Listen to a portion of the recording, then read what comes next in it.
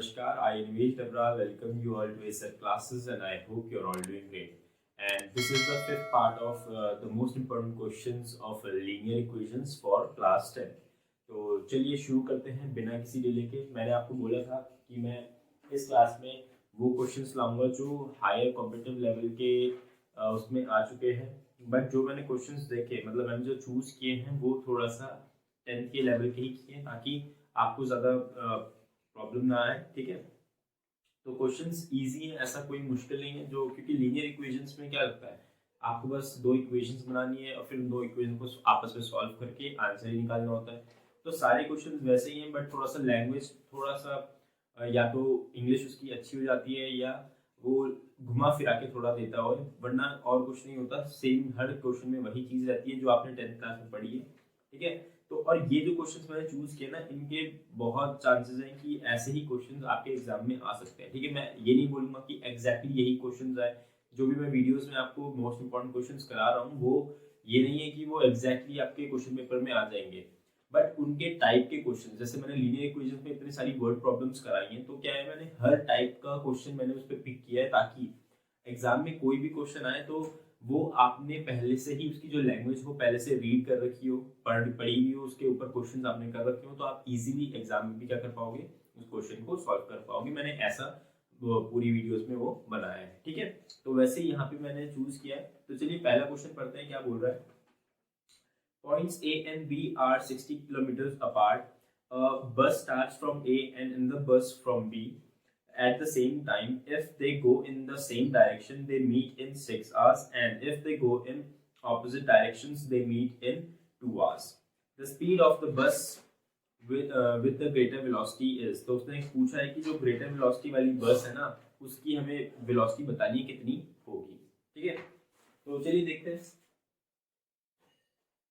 देखो अब एक पॉइंट ए से क्या जा रही है, ए से लेकर बी तक, ए और बी, यहाँ से लेकर एक यहाँ तक क्या है हमारी वो है। अब क्या बोला है उसने कि यहाँ से भी एक बस शुरू होती है, यहाँ से भी बस शुरू होती है। ठीक है, यहाँ से जब शुरू होगी और यहाँ से जब शुरू होगी, तो जब उसने बोला कि सेम डायरेक्शन में जा रही है तो वो 6 घंटे बाद मीट करती है, कहीं आगे ही मीट करेगी इससे 6 आवर्स के बाद यहाँ पे मीट करती है। ठीक है, अब देखो मीट कब करेगी, जब क्या होगा जो ए पॉइंट पे जो बस है उसकी वेलोसिटी क्या होगी या फिर स्पीड जो होगी वो बी वाली बस से तेज होगी, तभी तो वो आगे जाके यहाँ पे इसको कैच कर पाएगी। वरना बी वाली बस की जो वेलोसिटी है अगर तेज होगी तो बी वाला तो आगे निकल जाएगा, ए वाला उसको कभी कैच ही नहीं कर पाएगा। इसीलिए क्या होगा इस केस में हमारा जो ए होगा उसकी वेलोसिटी तेज होगी। तो मान लेते हैं कि ए पे जो बस है उसकी वेलोसिटी है एक्स और यहाँ पे इसकी वेलोसिटी है वाई। तो देखेंगे आगे क्या करना है इसमें। तो ऐसे क्वेश्चन को करने के लिए यहाँ पे आपको क्या करना होता है, दो बस का मीटिंग पॉइंट वगैरह निकालना होता है। तो वहां पे हम क्या करते हैं, रिलेटिव वेलोसिटी का कॉन्सेप्ट लगाते हैं। रिलेटिव वेलोसिटी में क्या होता है वो मैं आपको बताऊंगा अभी। तो देखो फिर उसने क्या बोला है कि अगर वो सेम डायरेक्शन में जाते हैं, ठीक है, अब सेम डायरेक्शन में जाएंगे तो क्या होगा, ये अपोजिट डायरेक्शन में, तो क्या होगा यहाँ पे ए से लेकर बी तक, तो ये कहीं यहाँ बीच में मीट करेंगे, यही कहीं बी की तरफ ज्यादा होगा पॉइंट, क्योंकि इसकी ए की वेलोसिटी तेज है तो जल्दी पहुंच जाएगा, बी आराम आराम से यहाँ पहुंचेगा। तो इसकी वेलोसिटी एक्स है, इसकी वेलोसिटी वाई है। ठीक है, तो हम कुछ नहीं करते, यहाँ पे मान लेते हैं कि जो हमारी रिलेटिव वेलोसिटी है इस केस में है एक्स माइनस वाई, क्योंकि क्या है सेम डायरेक्शन में जा रहे हैं। तो क्या होगा, आप देखेंगे कि जब भी आपके आगे और आप गाड़ी में जा रहे होते हैं, ठीक है, आप दो स्कूटीज में, आप आगे वाला भी और आप भी, ठीक है, तो जब भी क्या होता है वेलोसिटी या फिर आपकी स्पीड जब सेम होती है ना, तो क्या होता है जो हमारे बीच में डिस्टेंस होता है ना वो मेंटेन रहता है। ठीक है, वो डिस्टेंस कभी कम नहीं होगा, ज्यादा नहीं होगा। पर क्या होगा अगर आप पीछे हैं और आपकी वेलोसिटी अगर उस आगे वाले से कम हो जाती है तो उनके बीच में क्या होता है, डिस्टेंस क्या हो जाता है, बढ़ता चला जाता है, बढ़ता चला जाता है। और क्या होगा कि अगर आपकी वेलोसिटी ज्यादा है आगे वाले से तो क्या होगा, आप जैसे मान लीजिए आपकी 20 किलोमीटर पर आर है और आगे वाले की 10 किलोमीटर पर आर है, तो क्या होगा जो डिस्टेंस होगा ना वो करीब आते जाएगा, आप उसको अप्रोच करते हुए चले जाओगे। ठीक है, और एक टाइम आप उसे ओवरटेक भी कर दोगे या फिर उससे मीट कर जाओगे। तो ये क्यों होता है, क्योंकि जो आपकी रिलेटिव वेलोसिटी है ना वो क्या हो गई है, आपकी ज्यादा है आगे वाली कम है। जैसे यहाँ पे 20 थी उसकी 10 है तो 20 - 10, तो आप रिलेटिवली आप 10 किलोमीटर पर आवर से उसको अप्रोच कर रहे हो। तो सेम यहीं पे वो कंसेप्ट लग रहा है कि इसकी x है, इसकी y है, ठीक है। तो जैसे यहाँ पे आपको और आपके दोस्त की वो मान लेते हैं केस में कि आपका दोस्त यहाँ था, आप यहाँ थे, आपकी वेलोसिटी है 20 किलोमीटर पर आवर, उसकी है 10 किलोमीटर पर आवर, ठीक है। तो क्या होगा 20 माइनस 10 10, तो आप क्या होगा कि ए पॉइंट है ना वो इस बी मतलब ए वाली बस जो होगी वो बी वाली बस को 10 किलोमीटर पर आवर की स्पीड से अप्रोच करती हुई चली जाएगी। रिलेटिव वेलोसिटी ये होता है, ठीक है। उसके बाद उसने बोला है कि हाँ फिर अब इस केस में देखते हैं, इस केस में क्या होगा, जो रिलेटिव वेलोसिटी होगी ना वो x प्लस वाई हो जाएगी। अब मान लीजिए कि एक पॉइंट है सामने आपके, ठीक है, यहाँ पे ये बी पॉइंट है, आप यहाँ से चलना शुरू है इसकी तरफ, ठीक है। तो क्या होगा, आप मान लीजिए 20 किलोमीटर पर आवर की स्पीड से चल रहे हैं और यहाँ पे बस जो है ना, यहाँ पे जो स्कूटी या बस जो भी खड़ी हुई है यहीं पे रुकी हुई है। तो आप इसको क्या करोगे, अप्रोच करोगे पूरा 60 किलोमीटर डिस्टेंस चलने के बाद, है ना। बट क्या हुआ, अगर यहाँ पे जो स्कूटी थी वो भी आपकी तरफ आना शुरू हो गई 10 किलोमीटर पर आवर से, तो क्या होगा, आप क्या होगा जल्दी मीट कर जाओगे, है ना, क्योंकि वो भी इधर आपकी तरफ आ रही है, आप भी इधर आ रहे हो, ठीक है। तो क्या होगा, आप तेजी से क्यों मीट किए, क्योंकि क्या हुआ, उसकी वेलोसिटी और आपकी वेलोसिटी क्या हो गई, ऐड अप हो गई, जिससे क्या हुआ, आप बहुत जल्दी मीट कर गए। बट क्या हुआ, डिस्टेंस तो दोनों ने सेम ही चला, है ना, डिस्टेंस दोनों सेम ही चला। उसके बाद यहाँ देखो ऊपर वाले में भी सेम होगा। हम जब रिलेटिव वेलोसिटी की बात करते हैं ना, तो क्या होगा कि हम मान लेते हैं कि जो b है ना वो क्या है, स्टेशनरी है, क्योंकि देखो x माइनस वाई, तो y तो बिल्कुल ही हट गया, x का जो बचा हुआ हिस्सा था वही बचा है और उससे क्या चलेगा, सिर्फ a वाली बस ही चल पाएगी। तो हम इसको जब स्टेशनरी मान लेते हैं तो क्या होगा, a को कितना डिस्टेंस चलना पड़ेगा, 60 किलोमीटर ही चलना है ना। तो इससे हमारा एक इक्वेशन क्या बन जाती है, ऊपर वाले केस में, केस 1 में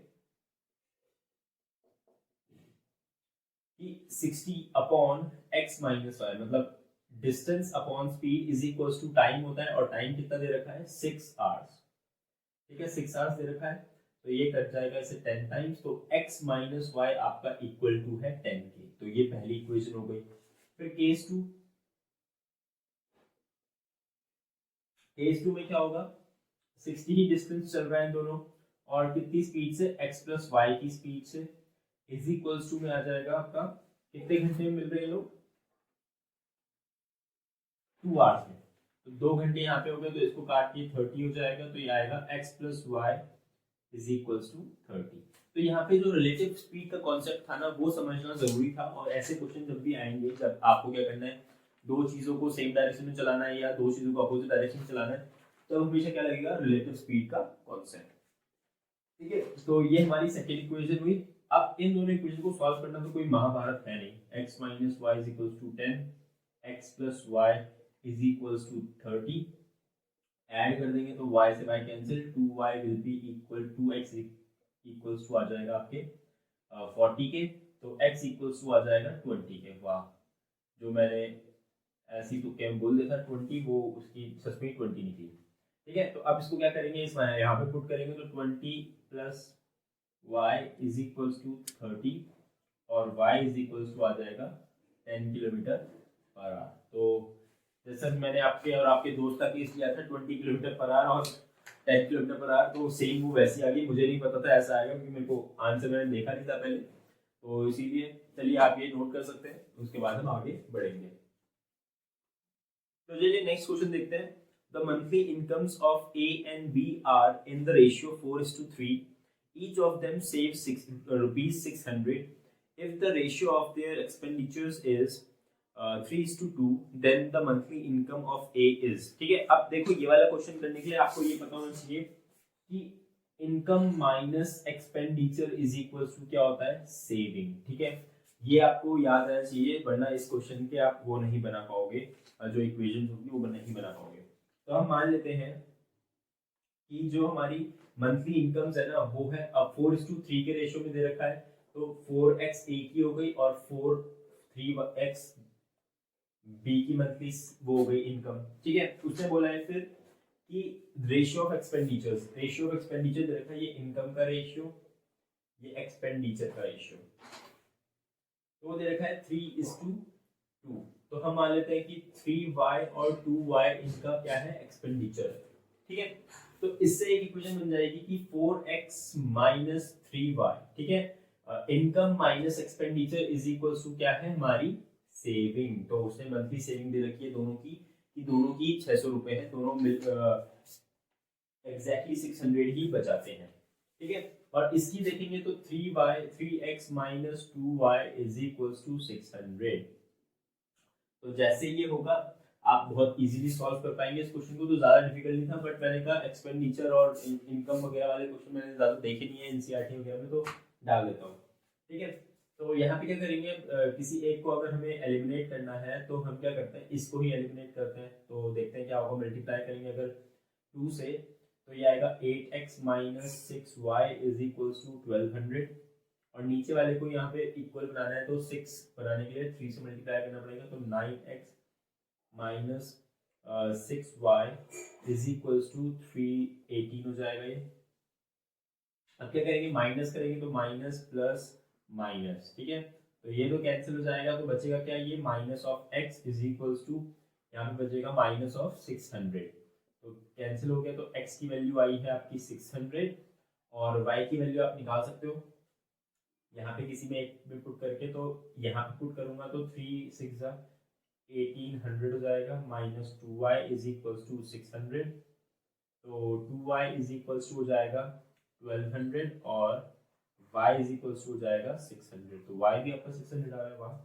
ठीक है, तो जैसे ही हुआ तो आप इनकम निकाल सकते हो, ए की इनकम पूछी है उसने, तो ए की इनकम है हमारी 4x, तो income of A is equals to 4 into 600, या फिर ये हो जाएगा 2400, तो ये आ गई है 2400 रुपीज आपके ए की मंथली इनकम। तो इस पे भी ज्यादा कुछ खास समझने के लिए था, इसलिए आप ये डायरेक्टली नोट कर लीजिए, फिर हम आगे बढ़ते हैं। तो चलिए नेक्स्ट क्वेश्चन देखते हैं। नेक्स्ट क्वेश्चन क्या बोल रहा है, अ पर्स कंटेन्स ओनली 25 पैसा एंड 10 पैसा कॉइन्स। ये तो शायद एनसीईआरटी में भी ऐसा एक क्वेश्चन है, और देखिए एनसीईआरटी के क्वेश्चन जैसे क्वेश्चन जो है वो सीडीएस वगैरह में आ रखे हैं, तो समझ लीजिए कि सीडीएस वगैरह जो मतलब कॉम्पिटिटिव लेवल के जो क्वेश्चन होते हैं ना, वो ज़्यादा मुश्किल नहीं होते, बट जो टाइम प्रेशर वो क्रिएट करते हैं ना कि आपको 100 क्वेश्चन 2 घंटे में करने हैं या 1 घंटे में 50 क्वेश्चन करने हैं, ऐसे ऐसे, तो वो ज़्यादा मैटर करता है। तो आपको अगर टाइम के अंदर अंदर आपको क्वेश्चन सॉल्व करना आ गया, तो आप इजीली ऐसे कॉम्पिटिटिव क्वेश्चन एग्जाम्स को क्या कर सकते हो, क्रैक कर सकते हो। ठीक है, तो और मेरी तो वही है वीकनेस, यही है कि मैं स्पीड में कैलकुलेशंस नहीं कर पाता हूँ, मतलब सोल्यूशंस को जल्दी जल्दी स्पीड में नहीं कर पाता हूँ। सोल्यूशन मेरे को सारे आते होंगे, बट फिर भी स्पीड उतनी नहीं हो पाती है। ठीक है, तो आप भी इस पे अभी से काम करना शुरू कर सकते हैं, क्योंकि मैक्सिमम ऑफ द बच्चे जो होंगे वो आगे जाके कॉम्पिटिटिव लेवल के एग्जाम्स ही देने वाले होंगे, तो अभी से आपकी आदत बनी रहेगी स्पीड में सोल्यूशंस निकालने की, तो आगे ज़्यादा परेशानी नहीं होगी। ठीक है, तो अ पर्स कंटेन्स ओनली 25 पैसा एंड 10 पैसा coins, the total amount in the purse is rupees 8.25. ठीक है, if the number of 25 paisa coins is 1/3 of the number of 10 paisa coins in the purse, then find the total number of coins in the purse. ठीक है, तो अब देखो मान लेते हैं कि नंबर ऑफ 25 पैसा कॉइन्स है हमारे पास x और नंबर ऑफ 10 पैसा कॉइन्स है हमारे पास y। तो उसने पहला तो बोला कि 25 पैसा एंड 10 पैसा कॉइन्स हमारे जो टोटल है पर्स के अंदर, मतलब मान लो कि ऐसे x नंबर ऑफ कॉइन्स हमारे 25 पैसा के और y नंबर ऑफ कॉइन्स हमारे 10 पैसा के रखे हुए थे, और टोटल जो पर्स के अंदर अमाउंट था ना वो था 8.25 रुपीज। तो यही होगा हमारा कि 25x, क्यों, क्योंकि देखो 25 पैसा एक कॉइन का वैल्यू है, तो x कॉइन की वैल्यू कितनी हो जाएगी 25 इंटू एक्स, ये तो आप सिंपली समझ पा रहे होंगे, प्लस 10 इंटू वाई हो जाएगा, क्योंकि एक कॉइन की वैल्यू है 10 पैसा, तो y कॉइन्स की वैल्यू क्या हो जाएगी 10 इंटू वाई पैसा। और ये टोटल उसने दिया हुआ है कि ये क्या है, जो पर्स में टोटल अमाउंट है ना वो कितना है 8.25 पैसा रुपीज, सॉरी, ठीक है, रुपीज दे रखा है, तो यहाँ पे ना आपको क्या ध्यान ये देना है कि आप इसको 8.5 के इक्वल ना रखें, क्योंकि 8.5 के इक्वल रखोगे तो आंसर गलत हो जाएगा, क्योंकि वो रुपीज में है और ये पैसा में है। तो क्या करो, जो हमारा 8.25 रुपीज है उसको भी पैसे में कन्वर्ट कर दो 100 से मल्टीप्लाई करके, तो वो आ जाएगा 825 पैसा। ठीक है, ये हो जाएगा। फिर उसने बोला है कि जो हमारे 25 पैसा के कॉइन्स है ना वो 1/3 है किसके, हमारे 10 पैसा के कॉइन्स के। तो यहाँ से हमें एक इक्वेशन मिल जाती है कि 3x is equals to Y आ गया। ठीक है, तो यहाँ पे आप इजीली सॉल्व कर पाओगे। y की जगह पे 3x पुट कर दो तो आंसर सीधे सीधा आ जाएगा। 25x plus 10 into 3x is equals to 825। Solve करेंगे इसे। 25x plus 30x is equals to 825। तो यहाँ से आएगा ये 65x इज इक्वल्स टू 825। तो x is equals to 825 upon 65। तो इसको सॉल्व करते हैं। 5 से वो कर देते हैं, 5 1 जा 5, 5 3 जा 15 और 5 1 जा 2 जाएगा, 4 जा 5 जा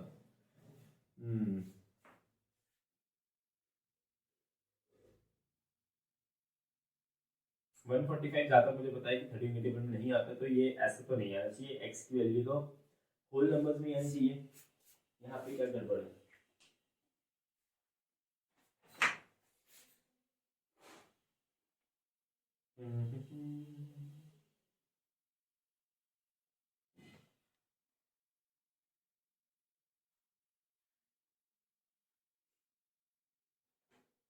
ये भी ठीक है।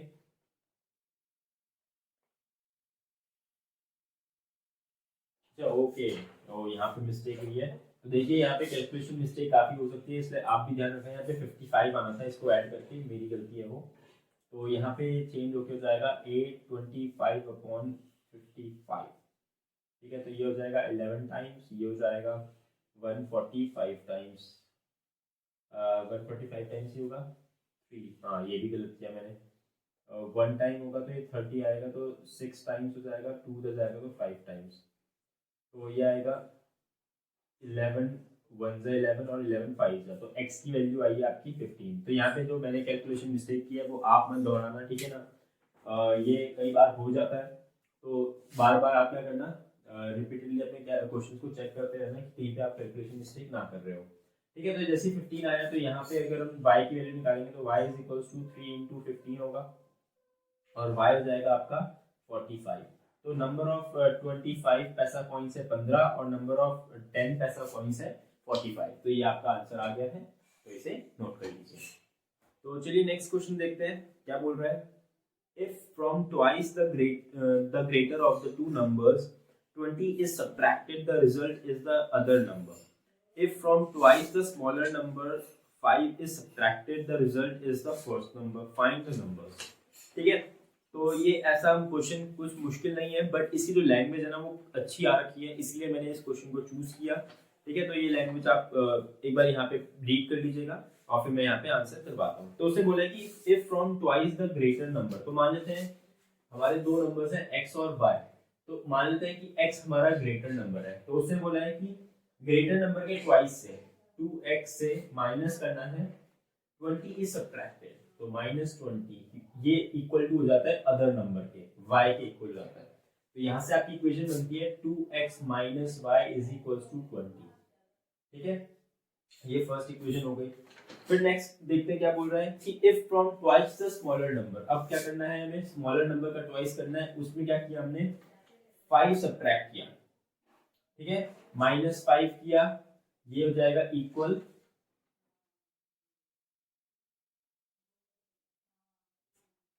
To the other number X Y, मतलब ग्रेटर नंबर। ठीक है, तो इसके इक्वल हो जाएगा, तो यहाँ से आपकी वो आ जाएगी x minus 2y is equal to -5।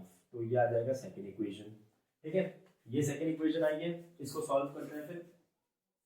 तो अब देखो हम किसको एलिमिनेट करें, y को ही एलिमिनेट करें क्या। तो यहाँ पे 2 से मल्टीप्लाई करेंगे तो 4x minus 2y is equal to 40 और यहाँ आ जाएगा x minus 2y is equal to -5।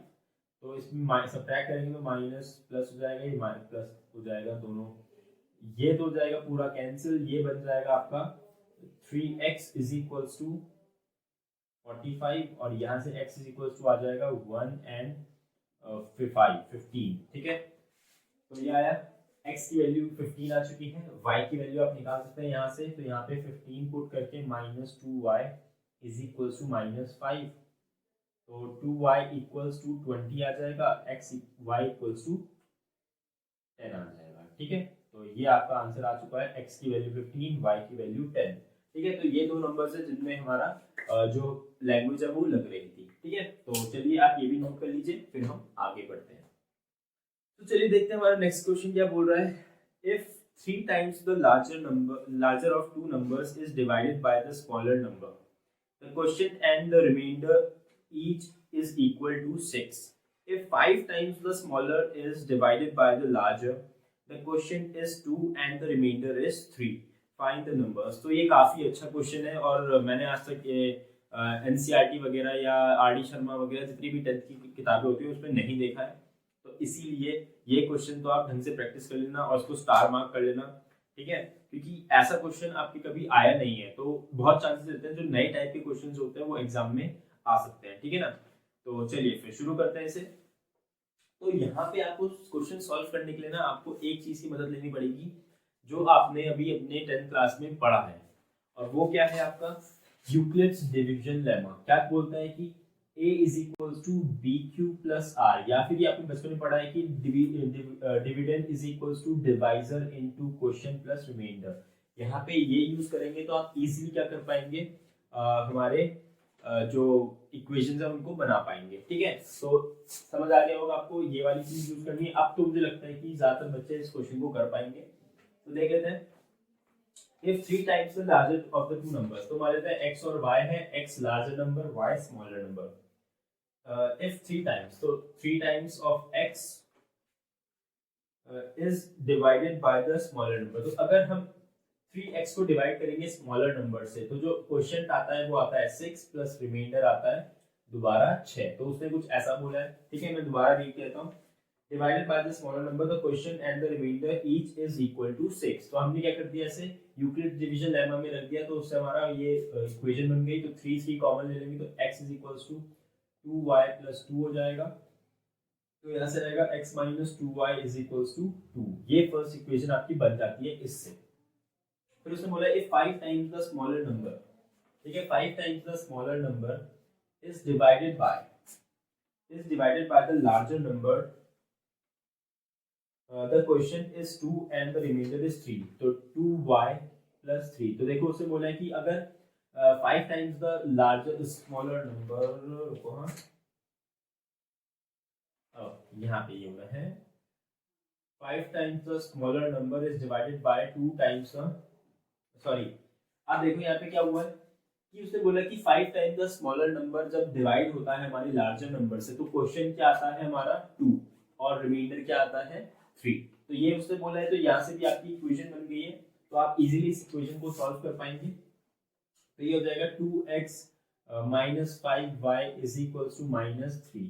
ये हमारी आ गई है सेकेंड इक्वेशन। अब इन दोनों को आपस में अगर सॉल्व करें, तो सॉल्व करने के लिए मेरे को लगता है यहाँ पे अगर हम x को गायब करेंगे तो ज्यादा बेटर रहेगा। ठीक है, तो x गायब करेंगे तो इसको 2 से मल्टीप्लाई करना पड़ेगा, तो 2x minus 4y is equals to 4। ठीक है, अब माइनस यहाँ पे इसका साइन इन्वर्ट होगा क्योंकि दोनों का साइन सेम है, तो माइनस करना पड़ेगा, प्लस और ये माइनस, तो यहाँ पे हो जाएगा ये कैंसिल। तो ये जब ऐड होंगे तो माइनस ऑफ y बचेगा, यहाँ पे माइनस ऑफ 7, तो माइनस से माइनस कैंसिल, y की वैल्यू आ गई है 7। ठीक है, बहुत इजीली आ गई। अब यहाँ 7 वैल्यू आप कहीं भी रख दो, यहाँ पुट कर दो, तो x is equals to 2 into 7 plus 2, तो ये आएगा x इक्वल्स टू 14 प्लस 2 16। तो ये नंबर है हमारे 2। ठीक है, तो इजी है क्वेश्चन, ज्यादा मुश्किल नहीं था, बट जो उसकी लैंग्वेज थी वो नई टाइप की है, इसीलिए मैंने वो क्वेश्चन यहाँ पे सेलेक्ट किया है, और ये आप प्रैक्टिस कर लीजिएगा ढंग से। ठीक है, तो चलिए आप ये नोट कर लीजिए, फिर हम आगे बढ़ते हैं। तो चलिए नेक्स्ट क्वेश्चन पढ़ते हैं, क्या है। There are 2 examination halls, P and Q। ठीक है, 2 एग्जामिनेशन हॉल्स हैं, P और Q, 2 रूम्स हैं।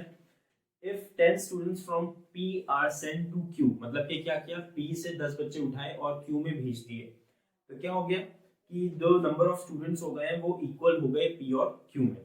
फिर उसने बोला कि then the number of students in P becomes twice that in Q। ऐसे सॉरी, यहाँ पे मैंने स्किप कर दिया है कुछ।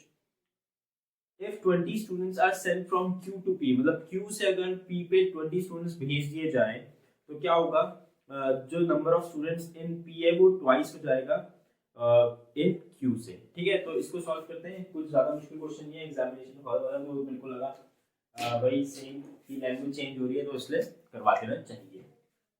तो उसने बोला पहले इसमें मान लेते हैं पी एग्जामिनेशन हॉल में x बच्चे हैं, क्यू एग्जामिनेशन हॉल में y बच्चे हैं। ठीक है, अब उसने क्या किया, यहाँ से -10 किया, यहाँ पे +10 किया। ठीक है, यहाँ से भेज के यहाँ कर दिए, तो x -10 इज इक्वल्स टू है y +10 के। तो यहाँ से आपको मिल जाएगा x - y is equals to 20 के इक्वल। ठीक है, ये फर्स्ट इक्वेशन आती है बड़ी आसानी से। उसने बोला फिर अगर मैंने क्या किया, -20 यहाँ से किया और +20 यहाँ पे किया, तो क्या हो जाता है, x +20 में क्या हो जाएंगे, हॉल में ट्वाइस बच्चे हो जाएंगे y -20 से, है ना, कि p हॉल में जो बच्चे हैं वो ट्वाइस हो जाएंगे q हॉल के। ठीक है, तो ये करना था, तो ये जैसे ही करेंगे तो x +20 is equals to 2y -40 हो जाएगा। ये इधर लाएंगे तो x -2y हो जाएगा इज इक्वल्स टू ये माइनस का ओके -60। ठीक है, ये आ गया है सेकंड इक्वेशन, ये फर्स्ट इक्वेशन, ये सेकंड इक्वेशन। तो अब सेकंड और फर्स्ट को माइनस करेंगे तो मुझे लगता है कि x को गायब करेंगे बहुत आसानी से हो जाएगा। तो x - y is equals to 20 minus plus minus. ठीक है, तो ये हो जाएगा -y, ये तो कैंसिल हो जाएगा और ये हो जाएगा -80। तो y की वैल्यू आ जाएगी 80, और अगर x की वैल्यू निकालना चाहेंगे तो यहाँ पे पुट कर लेना, तो x - 80 इज इक्वल्स टू हो जाएगा 20 और x इज इक्वल्स टू आ जाएगा आपका 100। तो y एग्जामिनेशन हॉल में 80 थे और p वाले हॉल में क्या थे, 100 स्टूडेंट्स थे और q वाले हॉल में 80 स्टूडेंट्स थे। ठीक है, तो ये था हमारा आंसर। तो ये भी ज़्यादा ऐसा मुश्किल नहीं था। इसके साथ हम क्या करते हैं, अब लीनियर इक्वेशंस को क्या करते हैं, स्टॉप करते हैं यहीं पे, क्योंकि बहुत सारे वर्ड प्रॉब्लम्स हम कर चुके हैं सारी 5 की 5 वीडियोस में। इन्हीं को आप अगर प्रैक्टिस कर लेंगे, ठीक है, बेसिक्स के साथ एनसीईआरटी आपने पूरी कर ली, फिर उसके बाद ये क्वेश्चंस उठा लिए, तो मेरे को लगता है कि आप एक बोर्ड एग्जाम में मैक्सिमम जो क्वेश्चन हमारे लीनियर इक्वेशंस के आएंगे वो सॉल्व कर पाओगे। अब ऐसा हो कि बहुत ही ज़्यादा वो हाई लेवल का दे दे बिल्कुल ही, तो हो सकता है कि थोड़ा वो हो, वरना आप मेरे को लगता है आप बिल्कुल तैयार हैं लीनियर इक्वेशंस के क्वेश्चंस करने के लिए। फिर उसके बाद हम नेक्स्ट चैप्टर पढ़ेंगे जो लीनियर इक्वेशंस के बाद वाला चैप्टर है। तो आई थिंक हम लेंगे अब अरिथमेटिक प्रोग्रेशन एपी। ठीक है, तो चलिए फिर नेक्स्ट वीडियो में मिलते हैं। थैंक यू सो मच और मेहनत करते रहिए।